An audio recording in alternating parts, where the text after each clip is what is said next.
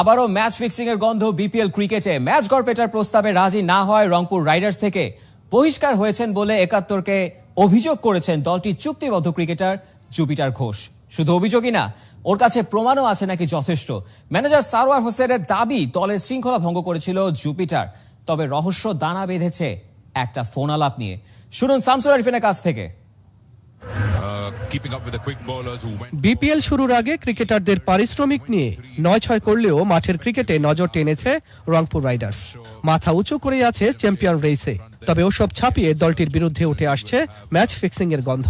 সন্দেহ দানা বেঁধেছে শুক্রবারের ম্যাচে রংপুরের দুই ওপেনারের সম্ভুক গতির ব্যাটিংয়ে।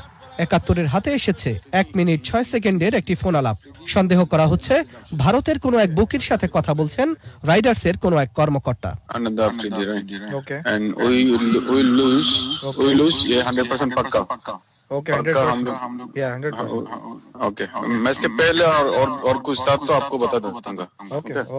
ঘটনা ওখানে শেষ নয়। রংপুর রাইডার্সের ক্রিকেটার জুপিটার ঘোষের অভিযোগ, তাকে অনৈতিক প্রস্তাব নাকি দেওয়া হয়েছিল।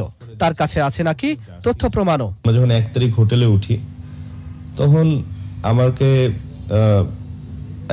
আমাদের দলের যে ম্যানেজার উনি আমাকে একটা প্রস্তাব দিয়েছিলেন যে আমি কিছু অনৈতিক কাজ করতে পারবো কিনা, বাট সেটাতে আমি রাজি হইনি। রাইডার্স ম্যানেজার সানোয়ার হোসেন টেলিফোনে জানিয়েছেন দলের শৃঙ্খলা ভঙ্গের জন্যই জুপিটারকে বহিষ্কার করা হয়েছে।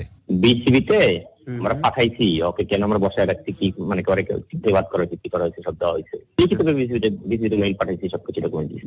ও টিম ডিসিপ্লিন রাত্রেবেলা পার্টি ছিল, পার্টিতে সে রাত বলা হয়েছে 12টার মধ্যে সবাই রুমে ফিরতে হবে, সে রাত 2টার পরে রুমে আসছে। এবং ওই পার্টিতেও সে ইনডিসিপ্লিন ছিল। ক্রিকেটার ফ্র্যাঞ্চাইজ দুই পক্ষ থেকেই অভিযোগ জানানো হয়েছে বিপিএল গভর্নিং কাউন্সিলের কাছে। অডিও টেপটি আছে বিসিবির কাছেও, সেটির সত্যতা যাচাই করার কথা জানিয়েছে ক্রিকেট বোর্ড। শামসুল আরিফিন, ৭১।